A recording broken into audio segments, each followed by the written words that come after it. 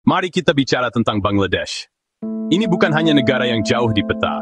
Negara ini terletak di antara India dan Myanmar di Teluk Benggala.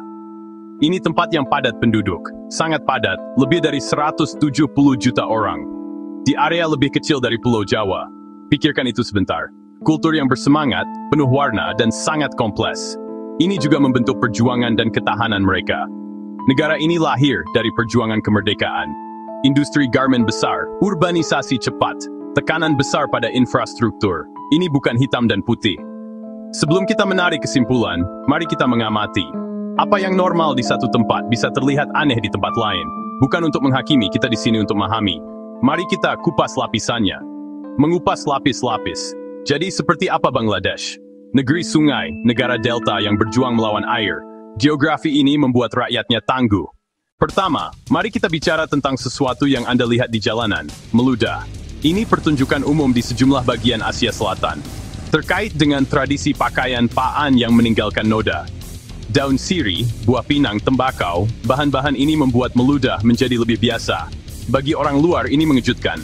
Banyak yang menganggapnya tidak higienis. Orang lokal lakukannya tanpa berpikir.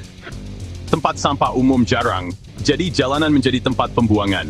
Kulit biji, kantong keripik, botol plastik, semuanya berakhir di tanah. Ada kebutaan kolektif. Jika semua orang melakukannya, maka tak terlihat. Ini menjadi lingkaran setan. Sampah menyumbat saluran air, menyebabkan banjir saat musim hujan.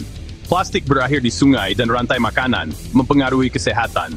Inilah krisis kesehatan masyarakat yang nyata. Pemerintah dan LSM mengadakan kampanye, tapi mengubah jutaan orang membutuhkan waktu. Sekarang mari kita bicara tentang waktu. Atau kurangnya rasa hormat terhadapnya. Ada konsep yang disebut waktu Bangladesh, sebuah jam karet. Jika rapat jam 10, jangan kaget jika orang mulai datang jam 10.30, atau bisa sampai 11. Terlambat bukan hanya umum, ia sering menjadi norma. Bagi budaya lain, ini sangat mengganggu dan tidak sopan. Penyebabnya kompleks, lalu lintas legendaris, perjalanan 30 menit bisa menjadi 2 jam. Orang membangun penyangga mental untuk mengatasi kekacauan. Hidup yang lebih santai dan berorientasi pada hubungan membuat ketepatan waktu kurang diutamakan. Ini juga hal positif, menghargai hubungan manusia. Tapi dalam konteks bisnis, ketepatan waktu penting dan kurangnya bisa merugikan, menyebabkan inefisiensi layanan pemerintah. Seorang teman mengadakan lokakarya jam 9, banyak peserta datang terlambat. Tidak ada yang minta maaf, itu hanya sebuah realitas. Mari kita selami kekacauan pergerakan. Sistem transportasi adalah tontakan ketahanan manusia. Bus, kereta api, dan ferry, semua meluap. Ruang pribadi adalah kemewahan yang hilang. Ini berbahaya, tapi jutaan orang tak punya pilihan. Kecelakaan sering terjadi, sering fatal.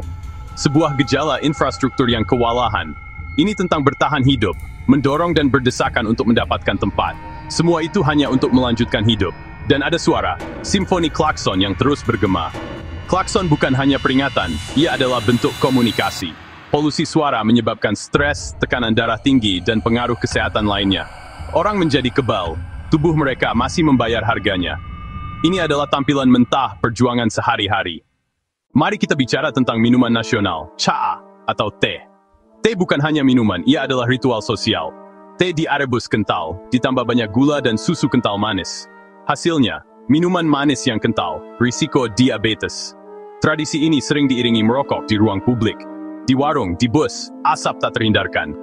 Ada undang-undang, tapi penegakan lemah. Wanita dan anak terpapar asap pasif. Tingkat diabetes, kanker, penyakit jantung dan respiratori meningkat. Beban pada sistem kesehatan. Merokok terkait dengan maskulinitas dan sosialisasi. Menawarkan koneksi segera. Pesan kesehatan sering diabaikan. Kenyamanan budaya ini datang dengan harga mahal bagi kesehatan masyarakat.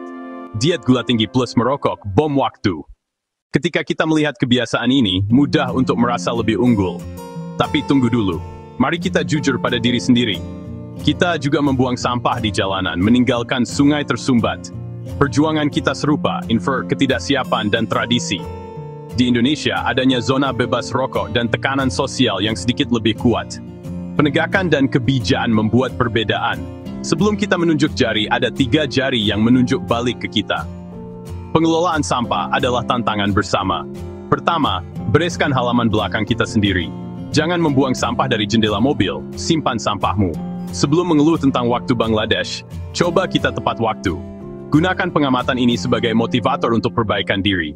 Amal kecil, mengambil sampah, membantu tetangga, memiliki integritas.